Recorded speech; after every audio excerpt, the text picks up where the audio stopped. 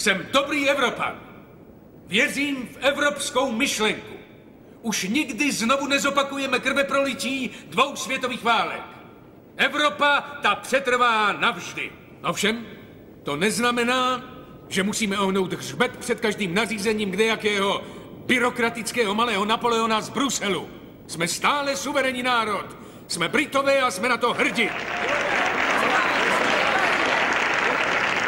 Učinili jsme už dost ústupků tomu evropskému komisaři pro zemědělství, a když říkám komisaři, tak to říkám s rozmyslem.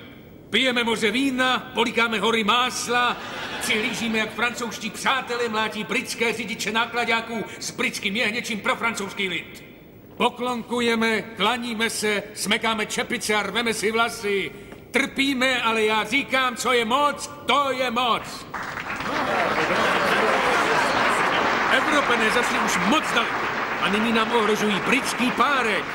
Chtějí ho standardizovat, čímž mají na mysli, že donutí britský národ jíst salámy, bratwurst a další česnekem zamořené mastné potraviny, jež jsou rozhodně cizí britskému životnímu stylu. Chcete jíst k snídani salám s vejci a se slaninou? Já ne. A nebudu. Změnili naše pinty na litry a naše jardy na metry. Vzdali jsme 2 penci, 3 penci, 2 šilink a taky půl korunu, ale zničit nám britský párek, to se jim rozhodně nemůže a nesmí podařit. Ne, dokud jsem tady já.